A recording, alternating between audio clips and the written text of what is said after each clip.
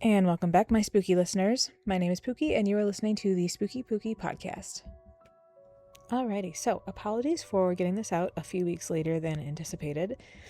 I had a trip to Old Forge, New York, planned that I kind of forgot about. Not really forgot about per se, but I forgot to plan my recording schedule around this trip. So things got delayed, and here we are. So we're going to finish discussing the dreams today. The dreams sent in to me by a viewer that I had previously discussed in a couple of other episodes. So we have 3 dreams to go over. So I do want to also say that this man mentioned that he had, I think he said like 11 dreams in total. But some of them, there was like, I want to say 3 dreams. I think he said that he remembered for a long time for whatever reason, but now he does not remember whatsoever. So I don't know if like maybe he just needed to remember those dreams for a certain period of time for a purpose, or maybe they just weren't as important as he thought. I don't know. Either way, there are 3 remaining dreams to go over that he does remember very clearly, very vividly, as he did his previous dreams. And I think they're very compelling, and I wanted to share them. So in total, he remembered, I said, 8 dreams? So this is 6 out of 8. So in dream 6, he states that he was inside a cave, inside a mountain, and he was in some dark room, with the exception that there was like a dim light coming in from the right side. And the stone was sculpted, and it reminded him of it as if he was in Pompeii. And in front of him appeared to be an altar that was no longer in use, like it hadn't been touched in probably thousands of years. And he was sitting on a sculpted bench. And his initial impression was that the place had been pretty empty for a very, very long time. That is just what his gut told him. It was old and forgotten about and abandoned, essentially.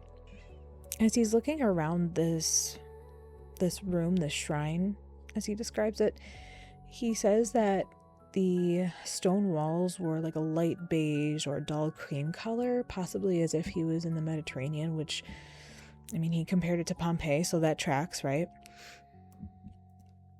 And the main vibe that he got from the place was that there was a lot of ancient history preserved there, which I thought was really cool.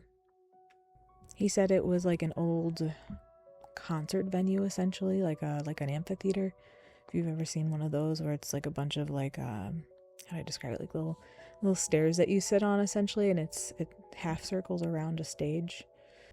Anyway, yeah, so that's basically the scene, right? And the really interesting part is that he looks to his right and he sees a man sitting next to him, and he doesn't see this man's face. This man's wearing like a white robe, and the robe is covering part of his face, and he can't really see it at all. The man has long dark hair, and he recognizes this man. He recognizes him as Jesus, which I thought was really interesting. And even more so interesting knowing that he couldn't see his face, but yet on some intuitive level, he knew that it was Jesus. And equally, he said that he knew it was Jesus, but also he knew he wasn't supposed to see Jesus's face. He wasn't allowed to at that time for some reason. And he found that to be very interesting, considering that all the women in his dreams, he was allowed to see them. He got great details of their face. Now, if anybody recalls what I said in a previous episode, these dreams were occurring during a time when he was going through a lot of life changes. He had just a few years prior started a new job that paid well, and he was finally moving up in his life, and he had a new family, a new wife. Life was starting to look up, but of course he had had the rug ripped out from underneath him before. And when you have experienced financial trauma like this person has, you know, that trauma lives with you forever, right? You don't forget that, so you're always expecting that rug to be pulled out from underneath you again. So when there's hope that your life is looking up and you're making progress and things are going to be stable from here on out, your faith gets tested. And I feel like this dream was, if it was a sign from spirit, it was very symbolic in nature. And I say this because as he realizes that Jesus is sitting next to him, Jesus tells him that he was safe and not to be afraid. And some other things that he reported was that he noticed that the light that was in the room that was coming from the right side, it didn't seem like it was coming from an outside source. It seemed like it was coming from Jesus himself. So when I say that this dream feels very symbolic, I say it because someone he can't for sure confirm is who he thinks he is. That someone is telling him that he's going to be okay and that he's safe, and he trusts him, despite not being able to see his face, despite not being able to confirm that it's him. But on some intuitive level, he knows he can trust this person, that it's Jesus, and that this person means what he says when he says he's safe. So whether these dreams are, or, how did I just say that? Am I Canadian now? I'm just kidding. So the way that these dreams are, whether these dreams, I can't think apparently, whether these dreams are spiritual or it's just his subconscious brain, I think it's safe to say that this man's faith was a rock at this time in his life. And remember what I said about how the man described the light behind Jesus, like the light was coming from Jesus essentially? Because, like I said, he said it wasn't coming from an outside source. There wasn't a door. He didn't see a door. He just saw like the altar amphitheater thing. The light was symbolic of the fact that his faith was the light in the dark, essentially. I think that's really beautiful. I love that. I love that for him. So then that brings us back to the question of why could he see the faces of the women in these dreams, but not the face of Jesus? Why wasn't he allowed to see the face of Jesus? And I think I know the reason why. Oh my gosh, I'm not editing that. I know there's an alarm that just went off, and apologies for that, but I'm not redoing this because I just had like an epiphany. Oh my gosh, because I'm kind of going through something similar. Okay, so when you're going through a big life change, right? Whether you start a new job, you switch careers, you end a relationship, right? Whatever it is, there's this uncertainty behind it, right? And you have to rely on yourself and your intuition to get you through it, right? And, hopefully some people in your life are supportive, right? You don't necessarily have to go through all of it alone, but on some great level, you're going to go through it alone. He's not allowed to see Jesus's face because he's not allowed to know the future yet. He's not allowed to know more than he already knows. And also, too, I mentioned that he felt like a passive observer when he was in the dreams with the women. So it sounds to me like there wasn't anything super significant about those dreams other than they were super vivid. And nothing super eventful happened. So he wasn't receiving a message at the time. He was just watching people, which tells me he was probably astral traveling or something. And again, that's assuming that these dreams were truly spiritual. Although I've heard people say that all dreams are spiritual. And I thought that was kind of interesting. Because when you go to sleep, you go into a meditative state, you're more connected to spirit. So it makes you wonder what you're dreaming about and why. Especially when you start having those weird ass dreams. So I'm just saying. Anyway, those dreams were a sign that things were going to be okay, but he wasn't allowed to know everything. And when it was time for him to know more, Spirit would let him know. And I think they did with these dreams. I really do. Anyway, let's move on to the next dream because this is getting to be a long episode and I don't want to make it too long just yet. So dream 7 was interesting. So in dream 7, the viewer finds himself in a small restaurant placing his food order at a counter, and a female friend of his approached him. However, in real life, he doesn't know who this woman is. But in the dream, he knew who she was. On some intuitive level, like he just recognized her soul. And this was obviously a little confusing, but they were excited to see each other. He felt that it had been some time since that they, last met up, and they got a table together.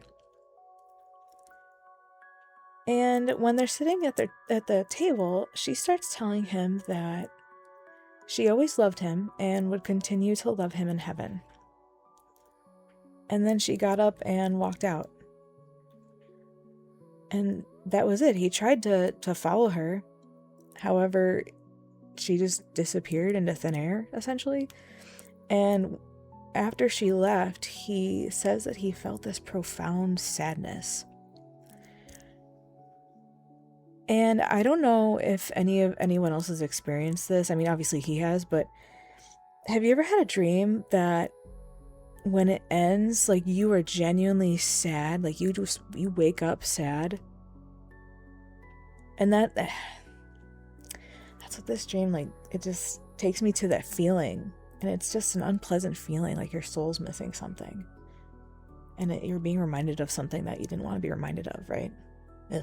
Anyway, so I asked him more details about this woman, and he described her as a woman with brown eyes and short brown hair between the ages of 30 to 35. He also reports that he never met anyone who was this nice to him, who liked him back, and never made him feel the way he felt about, like, he just had these very strong feelings for her, even though he really didn't know her. And the only other person that he has felt like that towards is his wife in real life. And that was it. So it kind of makes you wonder if,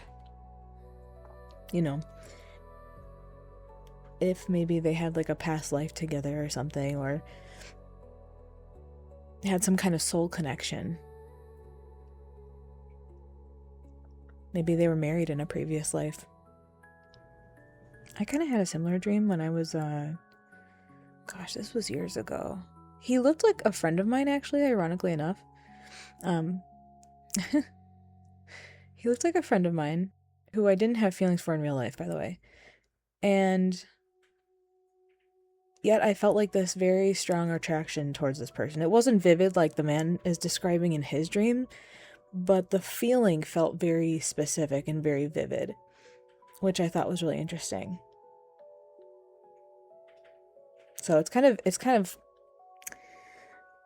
makes you wonder when you have like these, I mean, the vivid dreams is one thing. You just know when you have those vivid dreams that they're spiritual in nature. But when you get those feelings in your sleep, those little hits, it makes you wonder what that's about. Is that just like a reflection of what you're capable of feeling?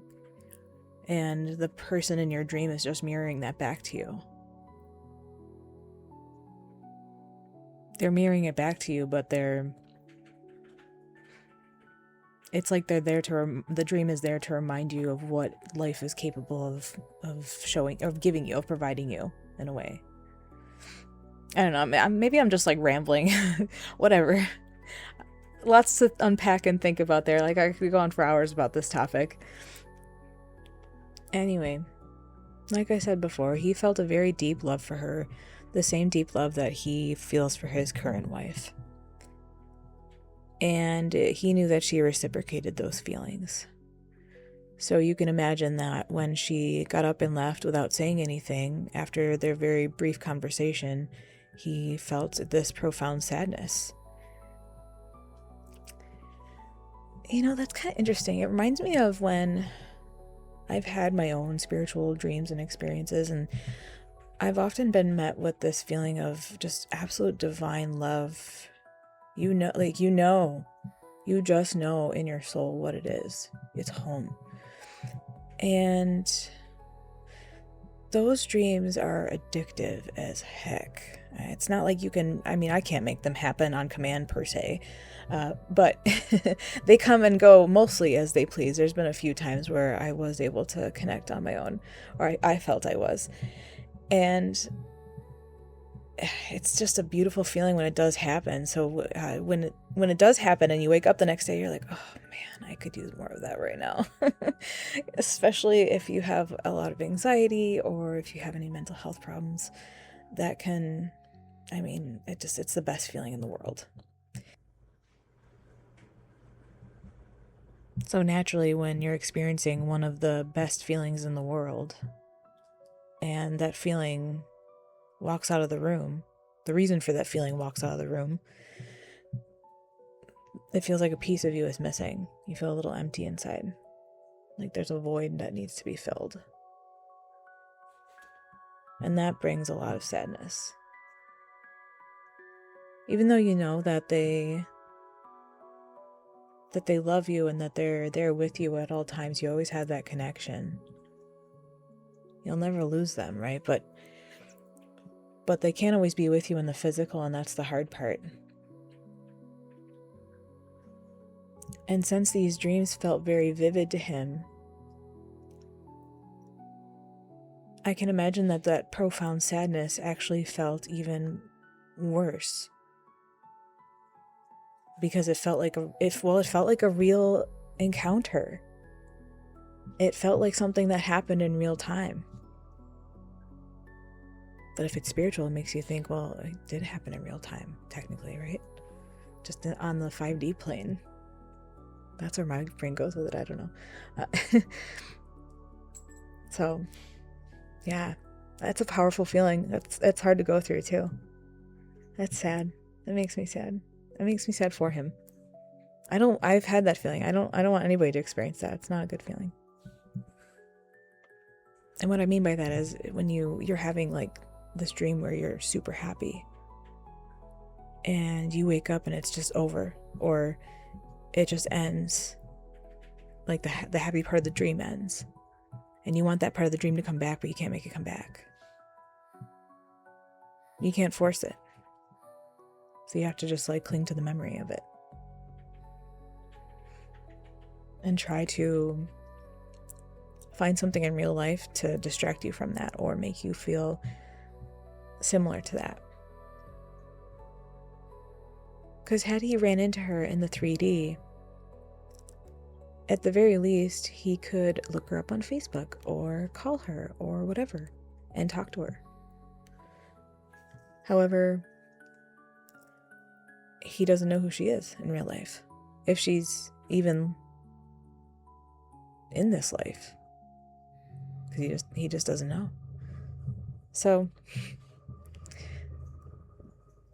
experiencing that amazing feeling in a dream and then not being able to recreate it in the 3D when you wake up, you can't even like call that person. Like if you ever had a dream about a person and afterwards you want to give them a hug, especially if it was a dream that you're fighting with them, or you see them and you haven't seen them in a long time and you give them a big hug in the dream, and then you wake up and you're like, oh my gosh, I need to give this person a hug. I wish I could hug them right now. That dream felt so good. Like I've had dreams about that, about some of my friends that I haven't seen in a long time. And again, you just can't do anything to really soothe it much except hug someone else and hope it does the job. Sometimes it does, sometimes it doesn't. It's life. And that kind of makes me, so I'm connecting this back to the timing in his life, right? The timing in his life is when he's going through all this change, he's moving up in the world, blah, blah. He's going through all this stuff, and then he has a dream potentially about a past life person. So it's almost as if the past life person was there to remind him of where he's been and what he's gotten through before, even if he doesn't know exactly what that is in real time, or in the dream for that matter. Maybe on an intuitive level he might know. Tough to say. But somehow he knows it. Maybe the whole point of him having this dream about this woman was so that he knows that she's cheering him on from the afterlife. Cheering him on in spirit. Even if he doesn't entirely know how he knows her or why he feels the way he does. It's as if some of these dreams, I don't know about all of them, but it's as if some of these dreams are saying like, okay, you're going places. You're not allowed to know. And again, I mentioned that I'm going through something kind of similar right now. It's a scary feeling when things are things are always uncertain, right? But when you're having all these changes, they just feel very... It's a scary feeling. You don't know where you're going to end up and what your life is going to look like from there on out, and you want to make it better, but you're not sure how. Or maybe you have an idea of how. So you're not allowed to know everything, but you have spiritual support. Because again, if we think back to the first dream, I think, when his wife's mother died and appeared to him in a dream. Again, I kind of took that the same way. He had spiritual support from her side of the family. Okay, so this episode is getting to be a bit longer than I anticipated. Evidently, I love talking today. So I'm going to break this up into 2 episodes again. Thank you all so much, as always, for listening. If you have any strange, spiritual, spooky, paranormal stories that you want to share that you're comfortable with me sharing, again, you can remain anonymous. You can email me at spookypookipodcast@gmail.com. And as always, have a great day. I love you all. Okay, bye.